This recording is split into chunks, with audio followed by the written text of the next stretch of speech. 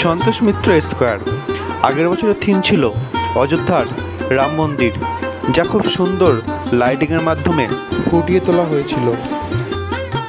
এছাড়াও ভিতরটা সুন্দর কারুকার্যের মাধ্যমে ফুটিয়ে তোলা হয়েছিল।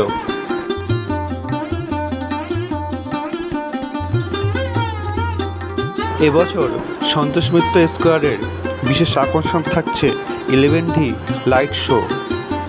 এবছর সন্তোষ মিত্র স্কোয়ারে থাকছে the sphere of Las Vegas, যা সুন্দর লাইটিংয়ের কারুকার্যের মাধ্যমে ফুটিয়ে তোলা হবে। এখানে চলছে শেষ মুহূর্তের প্রস্তুতি, যা কয়েক হাজার লাইট দিয়ে সাজানো হচ্ছে।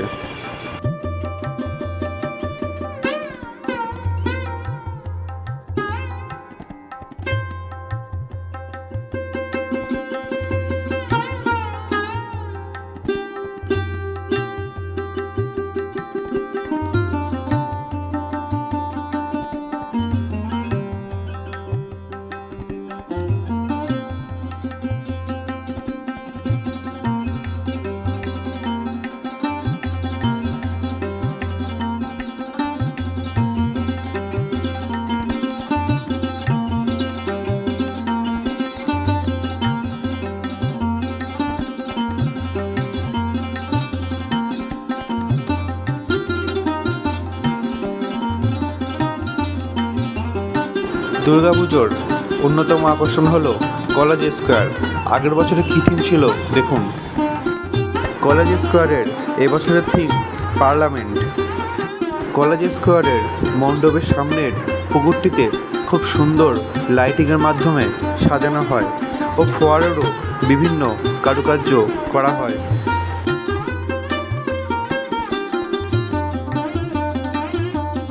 ভিতরে খুব সুন্দর ডিজাইনের মাধ্যমে ফুটিয়ে তোলা হচ্ছে।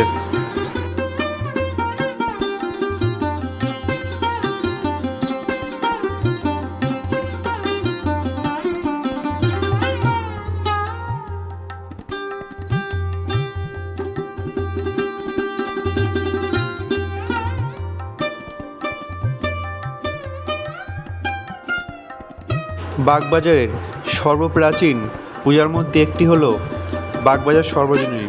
আগের বছরে কী পুজো ছিল দেখে নিন। এই পুজোর একসময় সভাপতি ছিলেন নেতাজি সুভাষচন্দ্র বসু। এখানে অষ্টমীর দিন বিভিন্ন অনুষ্ঠান সকাল থেকে হয়।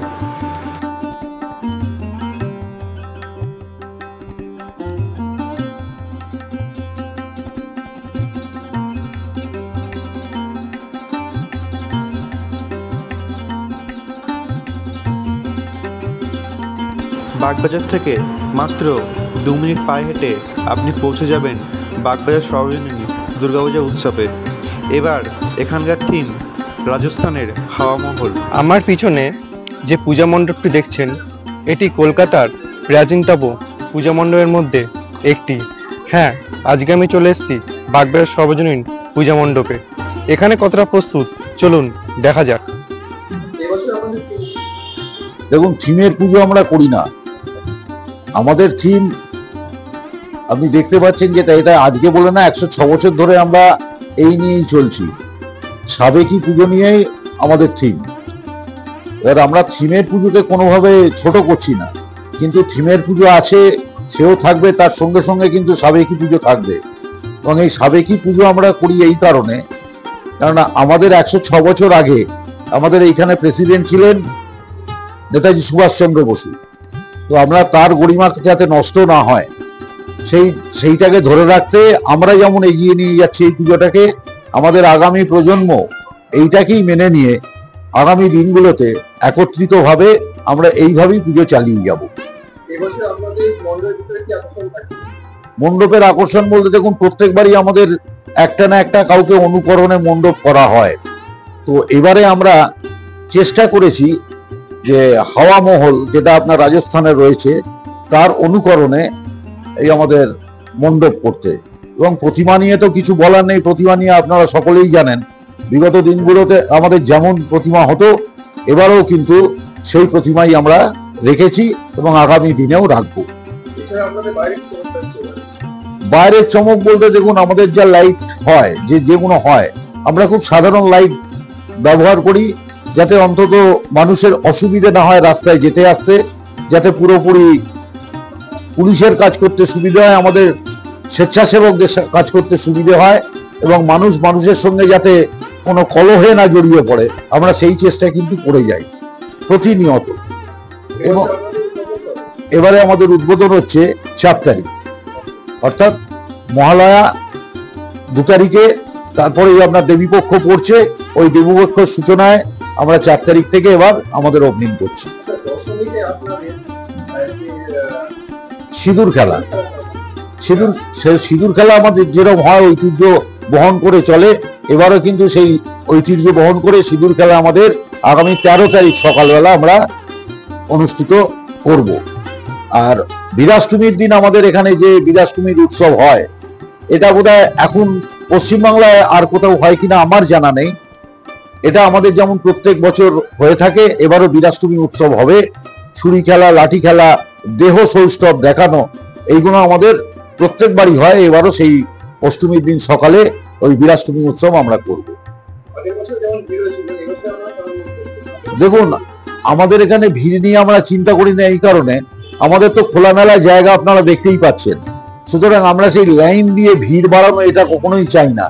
তো আমাদের প্রতিনিয়ত যে ভিড় হয়, প্রত্যেকবার যে ভিড় হয়, আমরা এক্সপেক্ট করি এবারও সেই ভিড় হবে। কেননা পশ্চিমবাংলা কেন, তথা ভারতবর্ষের মানুষ একটাই ভাবে, আমাদের ঠাকুর দর্শন না হলে তার পুজো দেখা সম্পূর্ণ হয় না। সেই কারণেই বাস্তবিকভাবে বলতে গেলে দেখুন, ভিড় আমাদের এখানে হবেই, এটা আমাদের এক্সপেকটেশন। সেই যাই হোক, যে কোনো ঘটনাই ঘটে থাকুক, আমরা চাই না যে কোনো শুভবুদ্ধি সম্পন্ন মানুষের মনে সেই ঘটনা আবার কোনোভাবে হোক। আমরা চাইব মানুষের শুভবুদ্ধি উদয় হোক, এবং আমরা যেমন তাল মিলিয়ে দুর্গাপূজা করছি, সেরকম যেন প্রত্যেকেই তার ঘরে দুর্গাপুজোর আনন্দ উপভোগ করতে পারে। আমরা চাই না যে কোনো মা বা বাবার কোল খালি হয়ে সেইখানে দুর্গাপুজো সম্বন্ধে তাদের মনে একটা আলাদা জিনিস তৈরি হোক, এটা আমরা কখনোই চাই না।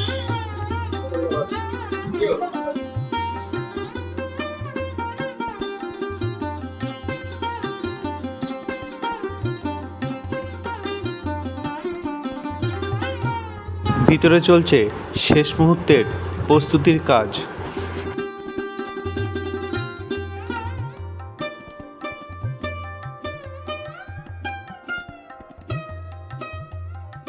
এখানে প্রতিমার চোখ দুটো পটল চিরার ন্যায় হয়, যা প্রাচীন প্রথার ঐতিহ্য মেনে আসছে।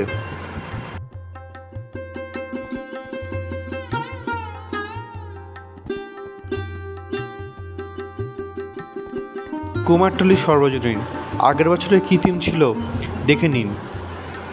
আগের বছরে সামনে একটি সুন্দর প্রতিমার মুখ আঁকা হয়েছিল এবং ভিতরে পদ্মফুলের ন্যায় ডিজাইন করা হয়েছিল।